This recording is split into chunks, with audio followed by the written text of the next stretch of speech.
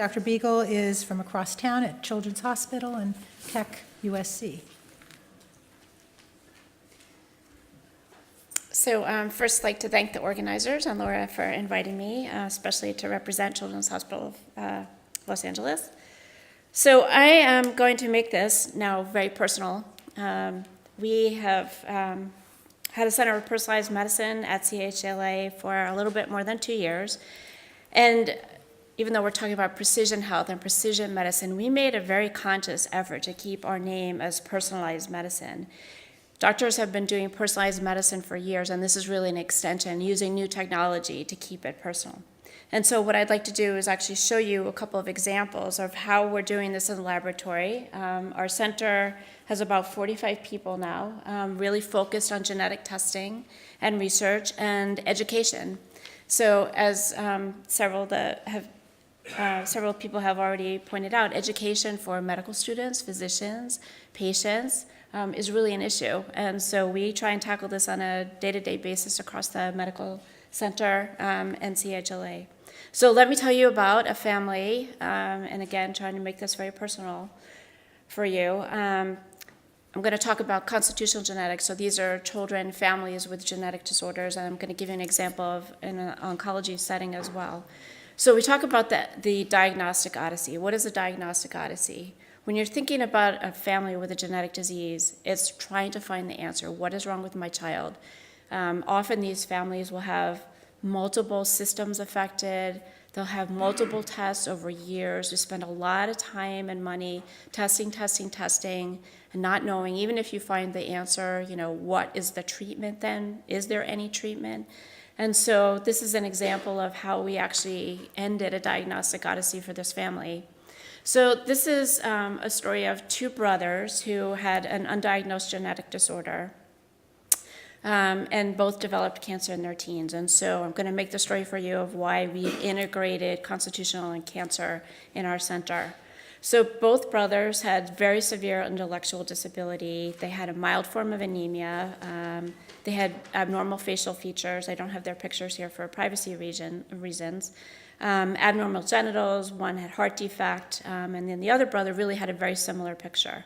No family history of anything, and so when this family had their first child, obviously it was devastating, never thought that this could happen again in their family. And there was genetic testing. They saw multiple physicians across the Los Angeles area over a period of 15 years. So they looked at the chromosomes, they did a lot of sequence analysis at the time, and this was just taking one gene at a time instead of being able to look at all the genes at once, like we ultimately did. The other thing that happened in this to these two brothers is they both developed a highly malignant tumor of bone called osteosarcoma. And so this constellation of features, physical features, developing cancer, also raised the possibility that they had an underlying cancer predisposition gene, and there's one particular gene called P53 or TP53 that's often abnormal in patients with this type of bone tumor called osteosarcoma.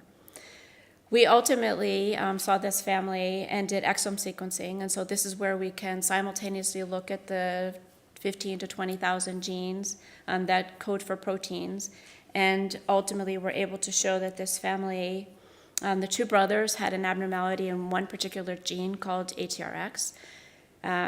This is a gene that's located on the X chromosome, so is inherited from their mother. So women have 2 X chromosomes and boys only have 1. And so if you have an abnormality in a mom on her X chromosome, she still has the other X chromosome, and so she can be okay. But when the brothers both inherited that X chromosome from the mom, they were both affected because this abnormal gene was on their X chromosome. So an end to the diagnostic odyssey for what was going on for the genetics. Clearly, if the testing had been done for the first child, they might not have had to go through this for the second child.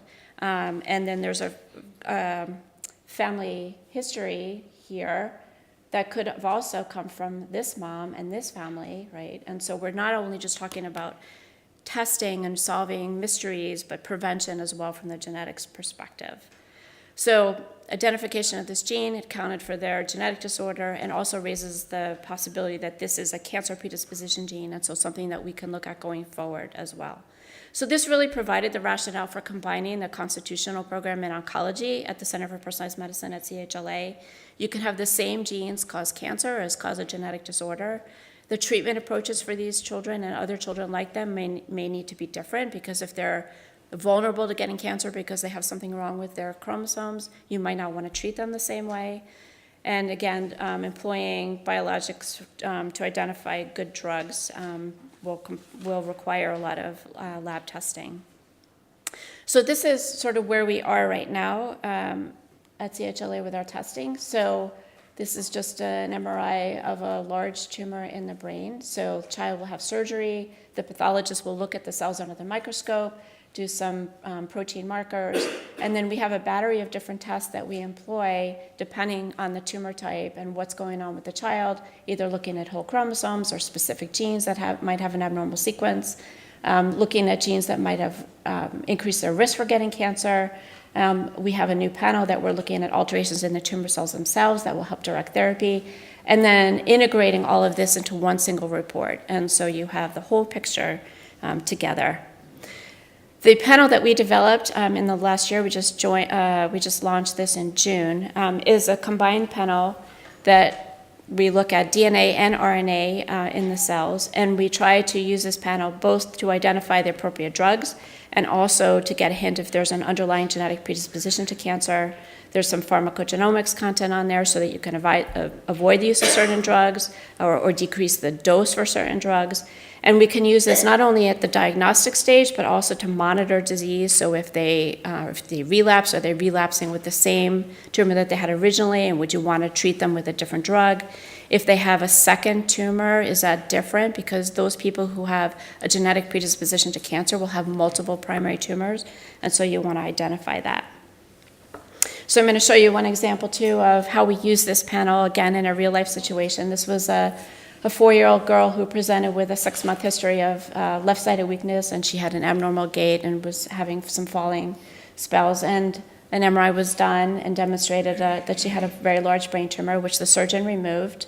And the pathologic diagnosis for this was a glioblastoma, which is the most highly malignant brain tumor that either a child or an adult can have. We did some genetic testing. This is just looking at the chromosome level. This happens to be on chromosome 6, and there was a little piece of chromosome 6 missing just in her tumor cells.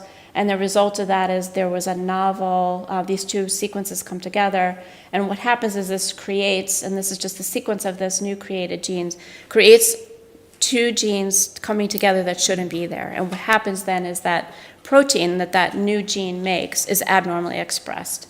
What's important here is that this child could then be eligible for a treatment that will inhibit this abnormally expressed protein.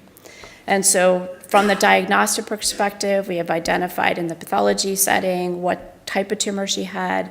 We've used a variety of molecular and sequencing methods to identify one target, and then again, she could be eligible for treatment with this drug. So just to summarize, again, our model for integrated care for children at CHLA and other places is to make sure that we've integrated pathology, radiology, clinical genetics, clinical oncology, so that we can help provide a coordinated and comprehensive approach for children. The ability to select from these different tests that we've developed allows us to pick the right test for the right patient, and we clearly are keeping costs in mind. Everything that I've been telling you has been supported essentially by the hospital, and so that's not a long-term sustainable model, but this is at the large academic centers where you have these centers. That's basically what's happening. You have a private donor that's supporting this, or we have an institution that makes a commitment to supporting this, but again, not a long-term solution. The other important thing is at our center, we're in the Department of Pathology, but we have integrated genetics in our center, and so this allows families to be seen if they do have a cancer predisposition, and then to have that really important follow-up testing. So once we've identified what's going on with that family, you want to make sure that they're supported, that they can get their questions answered, and ideally be in a prevention mode instead of a reactive mode. So that is the end of my talk, and I thank you.